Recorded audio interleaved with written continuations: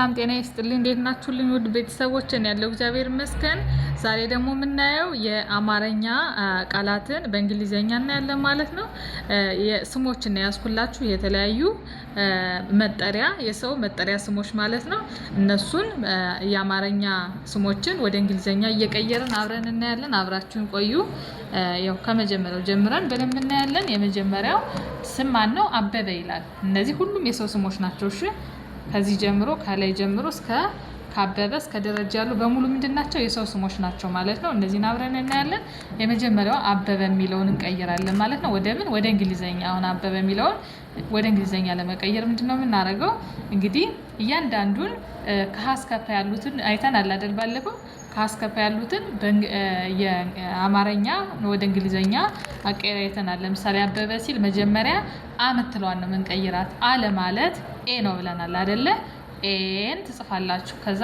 በ ቀጥሎ በን እንቀይራለን በ ማለት ደግሞ ማን ነው ቢ ኢ ይሆናል አሁንም በ አለች አይደለ ድጋሚ አሁንም ቢ እንላለን ስለዚህ አበበ የሚለው በስተክክል አበበ ወደ እንግሊዘኛ ሲቀየር በዚህ መልኩ ይጻፋል ኤ ቢ ኢ ቢ ኢ ይሆናል ማለት ነው ቀጥሎ ምን ይላል ከበደ ይላል ይሄ ሌላ የሰው ስም ነው ማለት ነው ከበደ የሚለው አሁን ከበደ የሚለውን ደግሞ ምን እናደርጋለን ወደ እንግሊዘኛ እንቀይራለን መጀመሪያ እያንዳንዱ ፊደሎች መቀየር መጀመሪያ ማንን ነው የምንቀይረው ከለ ማለት ምን ብለናል ኬ ኢ ነው ብለናል ኬ ኢ እንጽፋለን ከዛ ቀጥለን ማንን ነው የምንቀይረው በ ለማለት ደግሞ ቢ ኢ ይሆናል ከዛ ደ ለማለት ምን ይሆናል ዲ ኢ ከበደ የሚለው በእንግሊዘኛ በዚህ መልኩ ይቀመጣል ማለት ነው ሹድ ቤተሰቦች ቀጥሎ የምናየው ምን ይላል አለሙ አሁንም አለሙ የሚለውን እያንዳንዱን ወደ እንግሊዘኛ እንቀይራለን አለ ማለት ኤን ታስቀምጣላችሁ ለማለት ኤል ኢ ይሆናል ሙ ለማለት ኤም ዩ አለሙ የሚለው በዚህ መልኩ ይቀመጣል ማለት ነው በዚህ መልኩ ይጻፋል እሺ ቀጥሎ የምናየው ሰርኬ ይላል ሰርኬ ለማለት ደግሞ አሁንም እያንዳንዱ ፊደሎች ምን ማድረግ ነው ወደ እንግሊዘኛ መቀየር ሰለ ማለት ምን ብለናል ኤስ ኢ ምናልባት የሚጠፋችሁ ካለ ወደ ኋላ ሄዳችሁ የተማማርንበት አለ አይደለ አንድ ወር ምናምን በፊት ወደ እንግሊዘኛ እየቀየርን ለዚህ ፊደሎቹን ሄዳችሁ ማየት ትችላላችሁ ሰለ ማለት ኤስ ኢ ብለናል ር ለማለት አር ብቻ ሳድሶች ምንም አይነት ባውል ወይም አናባቢ ያስፈልግም ስለዚህ አር ይሆናል ኬ ለማለት ኬ ኢ ይሆናል ስለዚህ ሰርኬ የሚለው በዚህ መልኩ ይጻፋል ማለት ነው ውድ ቤተሰቦች ቀጥሎ ሰላም ይላል ይሄንን ለመጻፍ ደግሞ ሰለ ማለት ኤስ ኢ ላ ለማለት ኤል ኤ ም ለማለት ኤም ሰላም የሚለው አሁንም በእንግሊዘኛ በዚህ መልኩ ይጻፋል ከዛ ጌትነት የሚለው ለመጻፍ ደግሞ ጌ ለማለት ጂ ኢ ት ለማለት ቲ ብቻ ናት በእንግሊዘኛው ስንቀይረው ነ ለማለት ኤን ኢ ነው ብለናል አይደል ት ለማለት ቲ ብቻ ጌትነት የሚለው አሁንም በእንግሊዘኛ በዚህ መልኩ ይቀየራል ማለት ነው ቀጥሎ ሜሮን ይላል ሜ ለማለት ኤም ኢ ይሆናል ሮ ለማለት አር ኦ ን ለማለት ኤን ሜሮን የሚለው ደግሞ በዚህ መልኩ ይቀየራል ማለት ነው ቀጥሎ አስካል ይላል አስካል የሚለውን ለመቀየር ደግሞ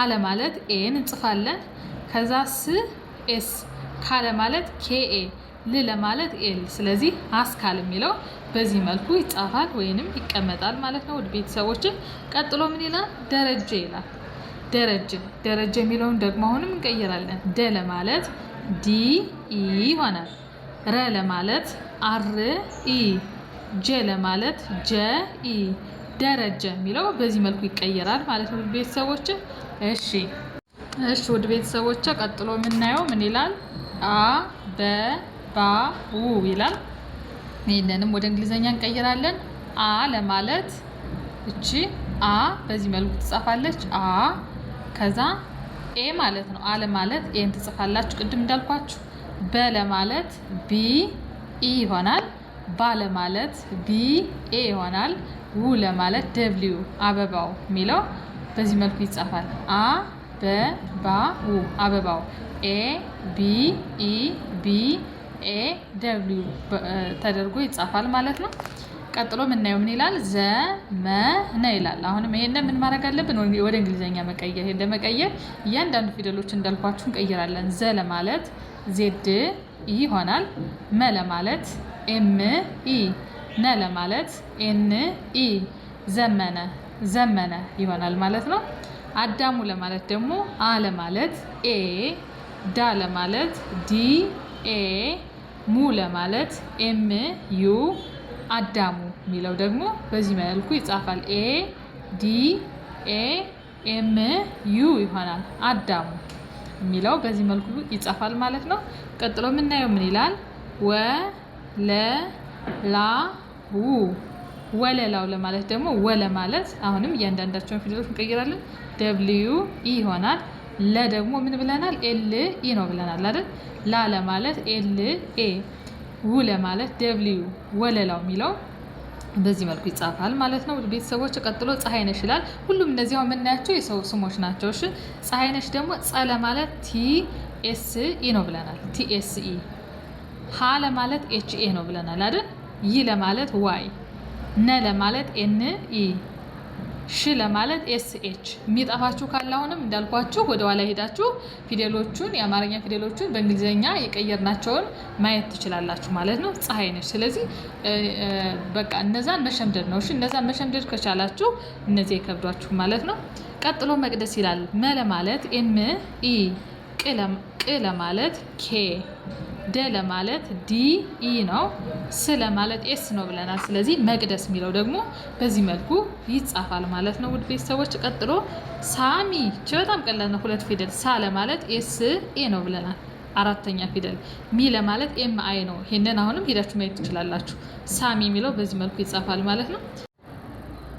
እሺ ሌላው ደግሞ ምን ይላል? ሄኖክ ይላል። ሄኖክ የሚለው ደግሞ ሄ ለማለት ኤች ኢ ይሆናል። ሄ ለማለት ምን ይሆናል? ኤች ኢ። ኖ ለማለት ኤን ኦ ክ ለማለት ኬ።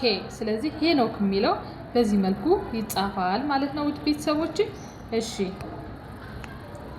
ውድ ቤተሰቦች እንግዲህ ለዛሬ ይዤላችሁ የመጣኋቸው እነዚህ ናቸው ማለት ነው። ምንድነው ዛሬ ያየነው? የሰው ስሞችን የአማርኛ የሰው ስሞች ምን ማለት ነው በእንግሊዘኛ መጻፍ ማለት ነው። አጻጻፋቸውን በደንብ አይተናል። እነዚህን አንብቡ፣ በደንብ እዩዋቸው። እንግዲህ ነገም በተመሳሳይ ሌሎች ደግሞ በዛ አድርገን ሌሎችን ቃላት ያላየናቸውን ቃላት ምን እናያለን ማለት ነው። ወደ እንግሊዘኛ እየቀየርን ገና ብዙ እናያለን፣ እንማማራለን። ውድ ቤተሰቦች ስለተከታተላችሁ እጅግ አመሰግናለሁ። በውስጥ መስመር መማር የምትፈልጉ ልጆች ደግሞ እስር ባለው ስልክ ደውሉ። ለዛሬ